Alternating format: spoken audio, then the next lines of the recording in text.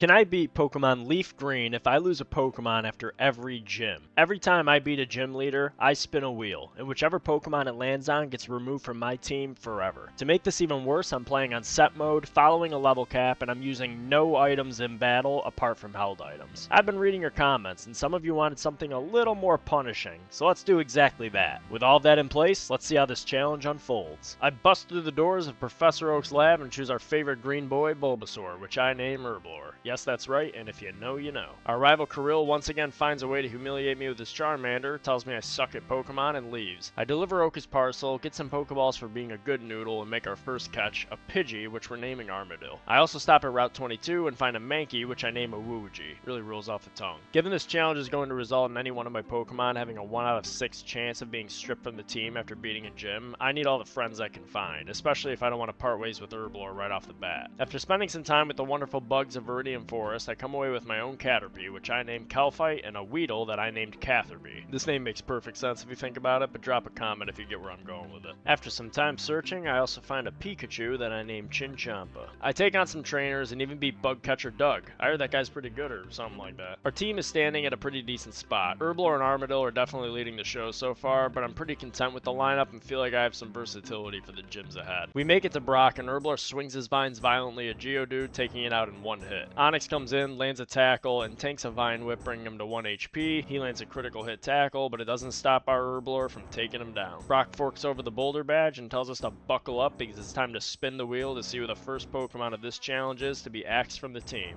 Alright, we're loaded up. Let's see who we're losing. Oh, you gotta be kidding me. That's an absolute... Oh man, that's a gut punch, I'm gonna tell you. Talk about absolute bad luck losing your starter right off the rip.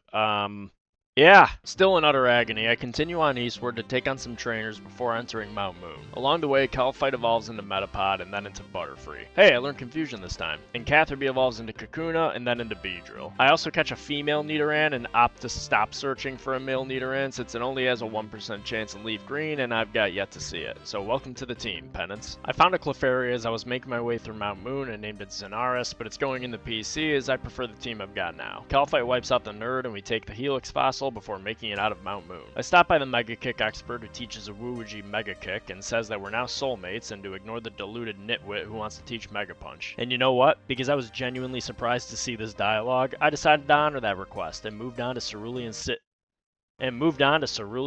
I head towards Nugget Bridge and run into our rival Kirill who wants to battle. He sends out a level 17 Pidgeotto and I send out Chinchampa. I'm definitely not prepared for this battle but want to give it a shot. I send out a Thunder Shock and he pelts sand in my eyes. The next turn I tank a Quick Attack and I send out a second Thunder Shock. He leads with a Quick Attack the next turn and takes me down to 1 HP before being paralyzed by my static. And on the next turn my Thunder Shock misses and he hits a Quick Attack through paralysis to get the KO. I send out Penance thinking I had an opportunity to get a cheeky KO for some good XP and get routed immediately with a Quick Attack and a Gust that he still manages to land. But I avenge him with a Wooji who channels the power of our soulmate that taught us Mega Kick and kick his Pidgeotto across Nugget Bridge. Next up is Abra who only knows Teleport, so a Wooji chops him down and reaches level 15. He sends out Rattata who suffers the same fate as Abra and that leaves our rival with his final Pokemon, Charmander. A Wooji uses Karate Chop and he goes for Growl. And after some more chops by a Wooji and embers from Charmander, a Wooji takes him down. This guy's coming into his own right now, I gotta say. Kirill runs away and I make it through Nugget Bridge. I stop by this patch of grass to catch an Abra, which I name Lawrune. Come on, that's pretty good, you knowers out there. I save Bill from whatever he's doing, and he tells me I want a free cruise. Now we're able to take on Misty, who leaves a Staryu while I lead with Chinchampa. I land a Thunder Shock that brings a Staryu to the yellow, and she uses Harden. One more Thunder Shock does the trick, and now it's time for Starmie. And she one-shots me with Water Pulse. I am having flashbacks already to the nightmare I encountered with her in my last video. I send out Calphite, and after taking a Water Pulse, he lands a Poison Powder. Starmie KOs Calphite, and at this point it feels like a waiting game where I need to stall with the rest of my team. So I send out Catherby, get it with a Water Pulse, and miss a Fury attack? Are you kidding me? What's the accuracy on Fury? 85% and I missed? I'm actually cursed at this gym. She finishes off Catherby with Swift, and I send in a Wooji. Poison damage brings Starmie to the yellow, and she brings me to the red with a Water Pulse. I return with a Mega Kick, but it's not enough, and the poison brings her to the red, which triggers her Super Potion. I go for another Mega Kick, which misses, go figure, and she knocks out a Wooji with Rapid Spin. Armadillo comes out and doesn't stand a chance as he gets one shot by a water pulse, which leaves us with Penance, who also doesn't stand a chance and gets one shot as well. I decide to go for it again, but this time Staryu retaliates with a water pulse after I use Thundershock with Chinchampa. So Starmie comes in and cleans up with a Swift. I bring in Catherby, and after surviving a water pulse, I use String Shot to slow her Starmie down. But she still outspeeds Catherby and gets the KO. I bring in Calphite, and after a water pulse, he lands a Poison Powder and proceeds to get KO'd by another water pulse. Armadillo comes in and dies, but Penance comes in and is able to get a Tail Whip off. Ooh, hold on, I might be cooking here. Starmie finishes her with a Swift, and I send out my last Pokemon, a Wooji. She gets a water pulse, bringing me to 4 HP, and a Wooji lands a Mega Kick that puts her away for the KO. Let's go! But oh, wait, I just realized I have to spin the wheel. Oh, man. Okay, here we go. Let's do it. Come on. Come on. Oh, no, please not. Oh, okay. Yeah, that still sucks. Never mind. That really sucks. Calphite and Armadillo were the two I wanted to really keep. So the fact that I lost Calphite kind of sucks. But at least I still have Armadillo. But if I lose him after Surge's gym, I'm going to be very, very upset. After another gut punch to my team, I make the decision to let Lawrune join. And to my surprise, he has a Twisted Spoon on him, which is pretty handy. On the way to Vermilion City, Penance evolves into Nidorina. And once I arrive, I make a pit stop to Diglett's cave to capture a Diglett. And this fella is going to replace Catherby since he hasn't really done much. So welcome to the team, Giant Mole. The Man of Chairs gives me a bike voucher, which I cash in at the Cerulean City bike shop and continue back to Vermilion City to go on a cruise. While I'm on my cruise trying to forget about Calphite, Lawrune evolves into Kadabra, and I run into my rival who wants to put me down further in the dumps. He sends out Pidgeotto, and I send out Chinchampa, who brings him to half HP with a Thunder Shock. He rubs dirt in my eye, hits a Quick Attack, and I miss a Thunder Shock. The next turn he lands a Quick Attack, but gets paralyzed from my static, and I miss Thunder Shock again. I take another Quick Attack and land a Thunder Shock that brings him to 1 HP, but finish him with a Quick Attack. Next up is Raticate, who KOs Chinchampa with a Quick Attack. I bring in a Wooji, and after Raticate uses Tail Whip, he chops him to 1 HP with Karate Chop, and then Raticate one-hit KOs a Wooji with a Hyper Fang. I send out Giant Mole, who scratches Raticate for the KO, and then his Kadabra comes out and uses Disable. I knock him down with a Magnitude 8, which brings Giant Mole to level 21. His last Pokemon is Charmeleon, and Giant Mole makes quick work of him with another Magnitude 8. Kirill tells us a guy is puking upstairs, so we go to check it out, and after rubbing the guy's back, he rewards us with the HM cut. We leave the ship and proceed to Lieutenant Surge's gym. Surge sends out Voltorb, and I send out Giant Mole, who starts off hot with a Magnitude to KO his Voltorb. He brings in Pikachu, who gets the same treatment, and out comes his Raichu, who leads with Double Team before taking a Magnitude 7 that brings him to the yellow. He goes for a Quick Attack that brings me to the yellow, but I miss on the next turn and fall to another Quick Attack. But that's okay, because after I send out Lawrune, who tanks a Shockwave, he knocks out Raichu with a Oh, come on! He uses a Super Potion, and I go for another Confusion, but ultimately fall to a Quick Attack. I send out Penance, who manages to get a double kick off before fainting. Chinchampa comes out next, and after using a Quick Attack, I get paralyzed by Raichu's static, and Raichu goes for Thunder Wave. The next turn, I'm paralyzed, and he lands a Shockwave, and I get paralyzed again on the next turn. After another Shockwave, he finishes me with a Quick Attack, but the static from Chinchampa paralyzes him. He uses a full heal the next turn, but Wooji is able to come in and finish him with a Karate Chop, bringing him to level 19. As much as I want to celebrate, I gotta lock in because it's time to spin the wheel. Wheel time. Please do not be Lawrune. Oh, ooh, that sucks. That kind of sucks. That could be worse, though. You know what? It wasn't Lawrune. Wasn't Penance. Yeah, you know what? It could have been worse. We'll take it. After dumping Giant Mole into the PC, I make my trek to Celadon City. Along the way, Armadillo evolves into Pidgeotto. Lawrune hits level 21 and learns Psybeam. Penance learns Bite after reaching level 22, evolves into Nidoqueen, and learns Body Slam. I make it out of Rock Tunnel, and on Route 7 catch a Meowth that I name Evil Bob and a Bellsprout that I name Hespori, which I'm adding to my team. Before taking on Erica's gym, I go into the Celadon City game corner and ask this gentleman to move so I can stare at my favorite poster, to which he vehemently declines and challenges me to a battle. I swiftly beat him and discover a secret button behind the poster that leads me to the poster's fan club. I make it to their #1 fan, Giovanni, who sends out an Onix. I lead with a Wooji, who karate chops him down to the red while he goes for a bind. Another chop crumbles Onix and he sends out Rhyhorn. I go for karate chop and he goes for stomp. The next turn I use low kick and take him out, bringing a Wooji to level 25. His last Pokemon is Kangaskhan, who strikes first with a bite. A Wooji follows up with a low kick, attack, but it's not enough and he falls to a Mega Punch. I send out Penance, and after taking a Mega Punch, Kangaskhan gets poisoned. Penance follows up with a double kick, and on the last turn, Penance survives another Mega Punch before putting Kangaskhan away with another double kick, reaching level 26 in the process. Giovanni admits I'm the poster's #1 fan and leaves me with a Sylph Scope. Now it's time for Erica's gym. I make it to Erica, and she leads with Victory Bell while I lead with Lawrune. Lawrune one-shots her Victory Bell with a Psybeam, does the same to her Tangela, and manages to land a critical hit Psybeam to one-shot her Vileplume too. He reaches level 29, and Erica hands us the Rainbow Badge. But she also reminds us that she gets to spin the wheel that will determine the next Pokemon leaving our team. Okay, I just put in the names, and here we go.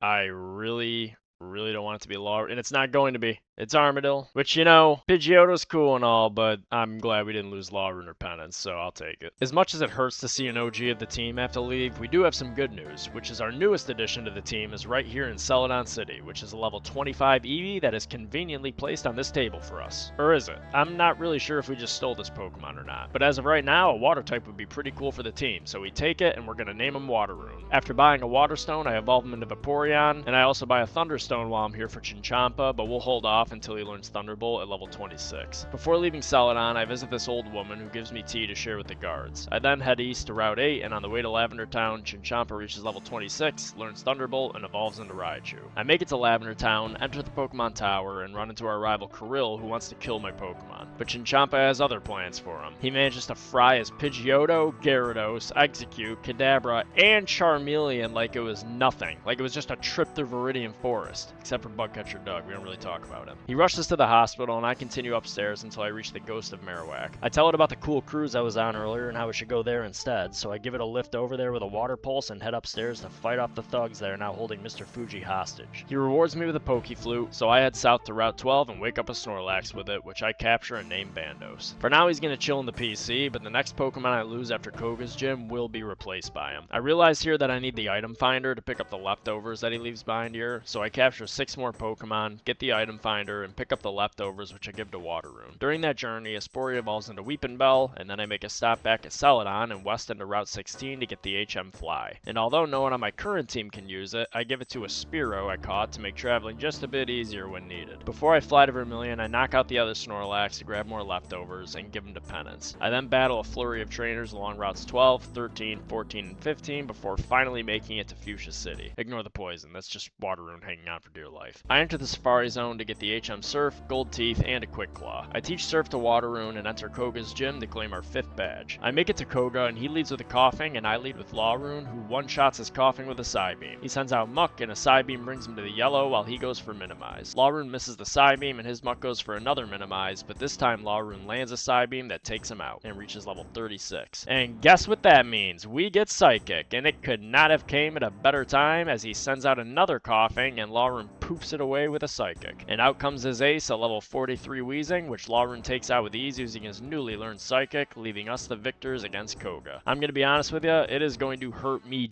deeply if I lose Lawrune here. Alright, I do not have a good feeling about this. Let's just get it over with.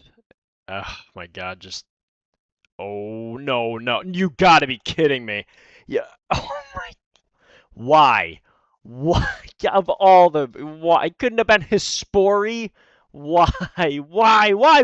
Okay, that sucked. Like, I stared at my screen for a solid 20 minutes trying to think about my next steps. Sucked. But nonetheless, I carried on. I traded dentures for the HM Strength, flew to Saffron City, and began clearing out the Rocket members of Silphco. On the road to Giovanni, a Wooji evolved into Primeape, and Waterune learned Aurora Beam. But before I can make it to him, Krill interrupted me for a battle. He sends out Pidgeot, and I send out Waterune. I use Aurora Beam to bring him down to half HP while he uses a Wing Attack. One more Aurora Beam does the trick, and he sends out Execute. I hit him with a Bite that brings him to a quarter HP, and he paralyzes me with Stun Spore. After taking a Confusion, Waterune chomps him down with a Bite. Next up is Alakazam, who leads with Calm Mind, while Waterune bites him down a third of the way. He then goes for a Future Sight, and I lose a turn to Paralysis. He goes for another Future Sight, and I lose another turn to Paralysis. He goes for Calm Mind, and this time Waterune lands a Bite, bringing him to the yellow, while also taking the Future Sight. After Alakazam continues his Future Sight spam, Waterune bites him, bringing him to the red, and finishes him off with a Quick Attack that brings him to level 37. His Gyarados comes in, and I swap into Chinchompa, who takes a Bite, but it paralyzes his Gyarados in the process. Future Sight hits Chinchompa, bringing him to the red, but a dead Gyarados is still in Chinchompa's future as he fries him with a Thunderbolt in one shot. His last Pokemon Charizard comes out, and Chinchompa lands a Thunderbolt that brings him to under half HP and paralyzes him, but he manages to get a Flamethrower off that knocks Chinchompa out. I bring in Penance to do the honors, and she knocks him out with a few body slams, bringing her to level 33. This gentleman gives me a Lapras for helping clear out Team Rocket, and I name him Celadon. I move on to the boss man, and he sends out his Nidorino while I lead with Bandos. After taking a Horn attack, Bandos headbutts his Nidorino to nearly half HP. The same trade ensues, and then Nidorino misses a Fury attack, allowing Bandos to finish him with a headbutt. He sends out Nidoqueen, who double kicks Bandos to the red. Bandos headbutts her, but it doesn't do much. I swap into Waterune, who tanks a body slam, and then I accidentally double click the A button and use Bite. But it's okay because Nidoqueen uses Tail Whip, which allowed me to use Surf on the next turn to get the knockout. Oh my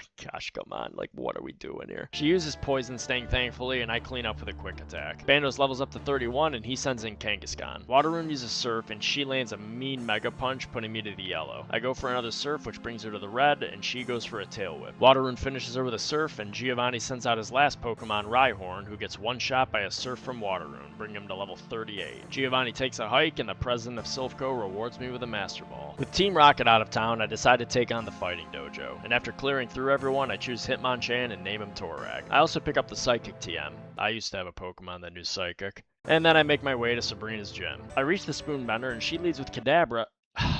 Everywhere I go, I'm reminded of him. She sends out Kadabra, and I send out Snorlax. Her Kadabra goes first and sets up a Reflect, but it doesn't stop Bandos from headbutting him down to under half HP. The next turn she uses Future Sight, and Bandos bashes his head into Kadabra for the KO, bringing him to level 32. Next up is Mr. Mime, who uses Calm Mind, while Bandos goes for a Headbutt. She uses Psybeam on the next turn, and Bandos headbutts her to a third of her HP. He takes a Future Sight and a Psybeam, and then headbutts her Mr. Mime to the red. Reflect wears off, and she heals to full with a Hyper Potion, while I continue to instruct Bandos to wildly slam his head at Mr. Mime, but Mr. Mime gets the KO with another Psybeam. I send out Penance, but she's quickly taken down by a critical hit Psybeam. But Chinchompa comes out and avenges her with a Thunderbolt. Are you kidding me? It does paralyze her, but she still gets a Psybeam off that puts me into the yellow. She heals to full again with a Hyper Potion, and I continue to throw down Thunderbolts, but she ends up getting the upper hand with a Psybeam that takes down Chinchompa. Okay, it's time for Waterune. He bites Mr. Mime for the KO, and she sends out Venomoth. I go for a Surf that brings her low, and she lands a Psybeam that doesn't do much. One more Surf knocks her out, and it's time for a race. The mighty spoon-bending phenom himself, Alakazam. He starts off with a Calm Mind while I go for Surf. The next turn he uses Psychic, and it brings me down to below half HP, and I hit another Surf, bringing him to the yellow. At this point, I can only hope for a critical hit quick attack, and it doesn't happen. He finishes Waterune with a Psychic, and given that I only have a Woogie and a Spory left, I'm basically cooked. Except Alakazam goes for a Future Sight, letting a Woogie get the KO like the lean, mean karate chopping machine he is. What a wild turn of events. A Woogie hits level 29 as Sabrina forks over the Marsh Badge and Calm Mind. But we can't let ourselves get too excited because it's time to spin the wheel. And I'm no psychic, but given how things are going lately, I have a feeling Waterune is about to get picked.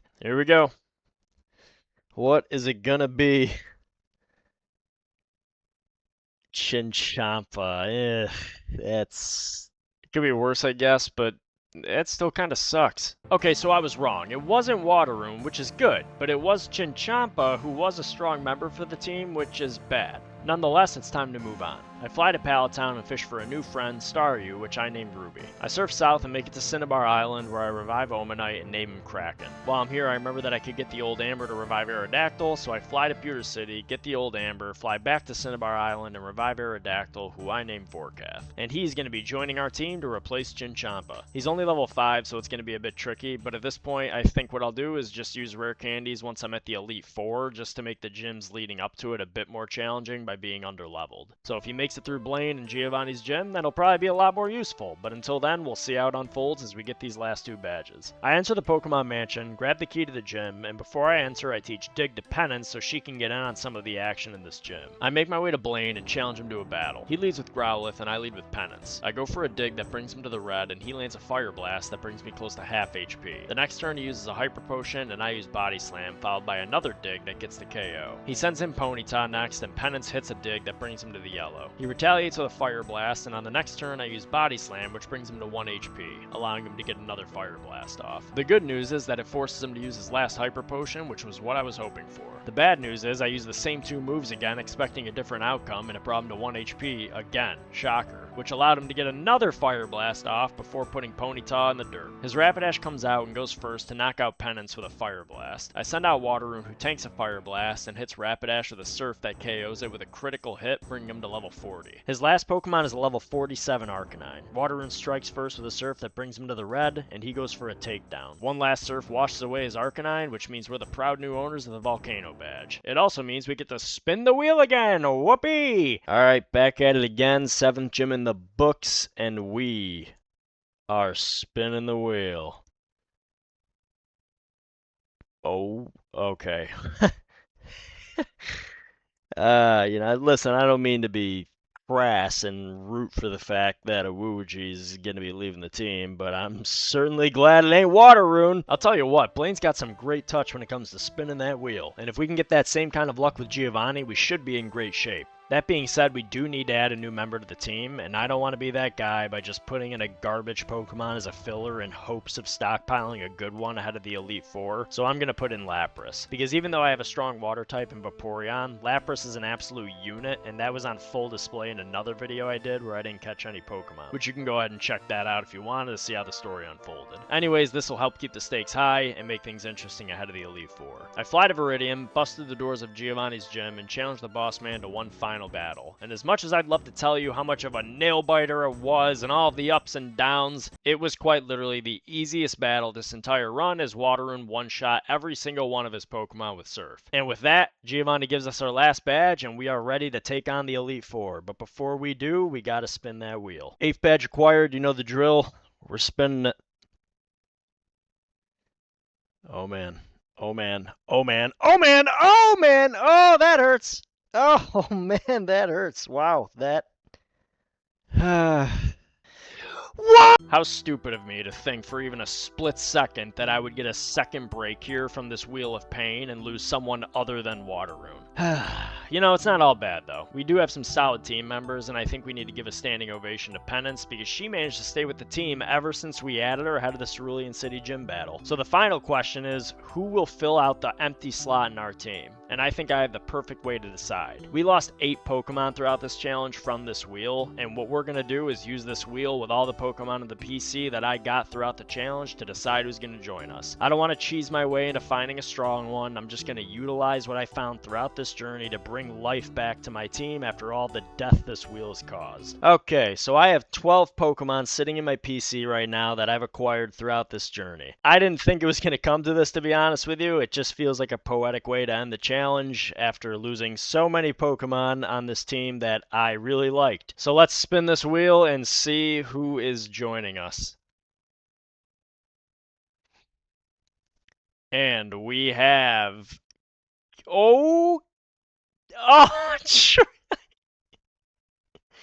Drowsy, but you know what? A psychic type really can't be mad at that. Hypno's gonna be an interesting one. We got our choice. The wheel has spoken. Drowsy, which I named Lunar Isle, is going to be joining the team. I feed everyone the hottest candy in Kanto and get them to level 50. Lunar Isle evolves into Hypno, and I evolve Hesporian into Victory Bell. I teach some moves to our team to get them ready for the Elite Four, and my goal here is to impose a level cap of 54, which is the highest level Pokemon that Lorelei has, and I want to make it all the way through without any additional leveling outside of the XP we get from battling the Elite Four. I'm curious what you guys and other people typically do here, so feel free to let me know for any future challenges. I hear some people say to allow yourself a level cap of your rival's highest level Pokemon, but I think with the team we have a pretty solid chance even without items, so I wanted to see if it made for a better challenge. Before I get to Victory Road, our rival Kirill wants to get a taste of our team. Kirill sends in Pidgeot, and I'm leading with the veteran of the team, Penance. After taking a Feather Dance, Penance puts Pidgeot into the yellow with a Thunderbolt. The next turn she tanks a Wing Attack and puts Pidgeot away with another Thunderbolt. Next in is Alakazam, who goes for Disable and misses, allowing Penance to land an Earthquake. He misses another Disable, and Penance finishes him with another Earthquake. Next up is Gyarados, and he's immediately fried by a Thunderbolt. battle. He sends out Charizard, who lands a critical hit flamethrower that brings Penance to the red. Thunderbolt puts Charizard at half HP, and he takes down Penance with a wing attack. I send out Vorkath, and he cleans up Charizard with an Ancient Power. Rhyhorn comes in, and Vorkath takes him down to the yellow with a Steel Wing. Rhyhorn retaliates with a Rock Blast that strikes 3 times and brings me to the yellow too, but another Steel Wing gets the job done, leaving our rival with Execute as his only Pokemon left. Vorkath strikes him first with a mean aerial ace that takes him down in 1 hit. Sheesh, what a showing by the team, but we'll see how they fare with a level cap against the Elite Four. Kirill says I still suck and runs off to Victory Road, and we follow after him. After some fun pushing boulders, we make it out of Victory Road and into Indigo Plateau. I take one last look at my team and feel pretty good about what I've got here. I've got leftovers on Penance and Bandos, and the Twisted Spoon from our beloved Lawrune has been passed on to Lunar Isle. I opted for an initial level cap of 54, which is the highest level Pokemon Lorelei has. I'm not going to let myself level past 54 in this fight, and from here on out, no more rare candies. Just seeing if I can make it through with this team at the levels they end up at without using any potions or revives. We start off against Lorelei, who sends out her Dugong. She leads with Safeguard while I go for a Thunderbolt that brings her down to the yellow. The next turn she uses Surf, and one more Thunderbolt puts her Dugong away. Next in is Cloyster, who sets up a Hail. I send out a Thunderbolt and she's taken down in 1 hit. Up next is Slowbro, and after a Thunderbolt that brings her to the yellow, she goes for Amnesia. Ceradoman's next Thunderbolt brings her to the red, and she goes for a Yawn. She heals up with a full restore, and I continue with Thunderbolt until I fall asleep the next turn. I stay in anyway, and she uses another Amnesia, followed by a Yawn on the next 2 turns. I wake up and use Thunderbolt, but now it ain't doing much. She uses Yawn again, and I send out another Thunderbolt. She uses Surf, and I fall asleep. I swap into Bandos, and she uses Yawn on him. I'm yawning myself right now, like come on, let's get this show on the road already. I use Shadow Ball, and it takes her Slowbro down, prompting her to send in Lapras. Bandos falls asleep, and she uses Confuse Ray. Lapras sends out 2 Ice Beams and a Surf before he finally wakes up and manages to get a Brick Break off through the confusion. She uses Body Slam on the next turn, and Bandos uses another Brick Break. Lapras eats a Citrus Berry, bringing her to the yellow, uses an Ice Beam, and then Bandos once again hits Brick Break through the confusion to get the KO. Lorelei sends out her last Pokemon, Jinx, who leads with an Ice Punch, bringing Bandos to the red. Bandos is still confused, but again is able to ignore it and land a Body Slam that brings her to the red. Lorelei uses a full restore, but it's all for nothing as Bandos snaps out of confusion and lands a critical hit Body Slam to get the W. I head up to Bruno, and he sends out his Onix while I send out his Hespori, and his Hespori strikes first with a critical Razor Leaf that knocks out his Rock Snake. Hitmonchan comes in and lands a Sky Uppercut, and his Hespori puts him to sleep with a Sleep Powder. I manage to send out 3 Razor Leafs before he wakes up and hits me with a Sky Uppercut. One more Razor Leaf does the trick, and Bruno sends out Hitmonlee. Hitmonlee misses a Mega Kick, and I use Sleep Powder. I go for a Giga Drain that brings Hespori's HP back to above half, and then I use 2 Razor Leafs before Bruno heals Hitmonlee with a full restore. After another Razor Leaf, Hitmonlee lands a Mega Kick that brings Hespori to 1 HP, and then Hespori lands a critical hit Razor Leaf that brings Hitmonlee to the red. Hitmonlee kicks Hespori into the ground, and Lunar Isle comes in to avenge him. After sustaining a Mega Kick that brings her to the yellow, she sends out a Psychic that gets the knockout. Bruno sends in his second Onix, who strikes first with Earthquake, but Lunar Isle misses Hypnosis. I swap into Vorkath to dodge his next Earthquake and go for Steel Wing that brings him down a third, while Onix misses an Iron Tail. Vorkath lands another Steel Wing, but this time Onix lands an Iron Tail that brings Vorkath close to half HP. The next turn Bruno uses a full restore, but it doesn't stop Vorkath from getting the eventual KO with Steel Wing. His last Pokemon is a level 56 Machamp, and after Vorkath brings him down below half HP with an Aerial Ace, he's chopped down by a critical hit Cross Chop from Machamp. Machamp heals from a Citrus Berry, but it's no problem for the last addition to our team, who comes in and gets the knock.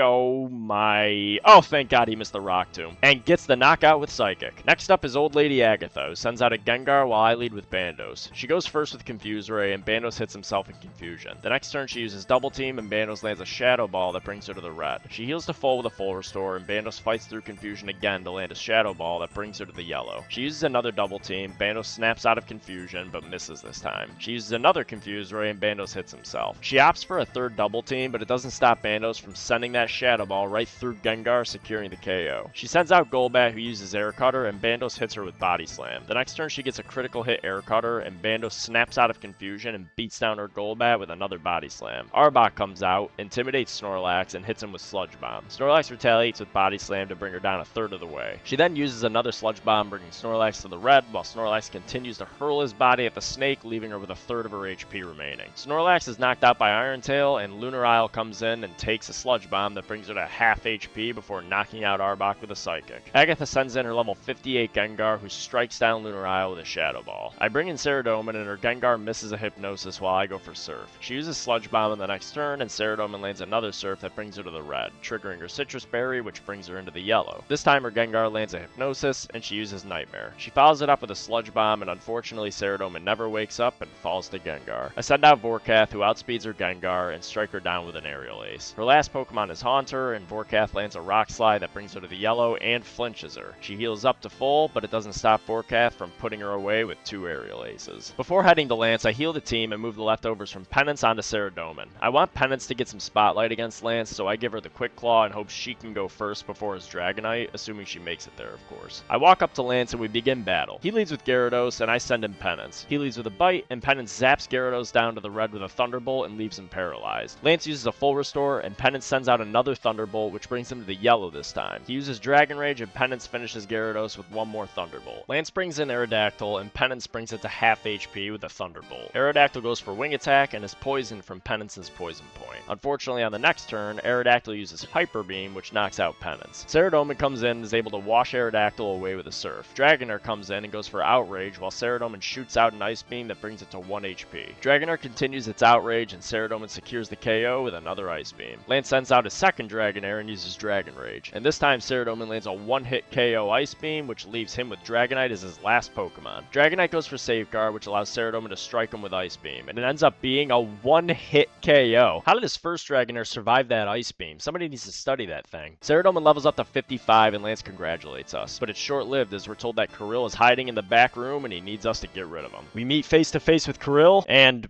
wait, what? What? What? What are you talking about? Oh my...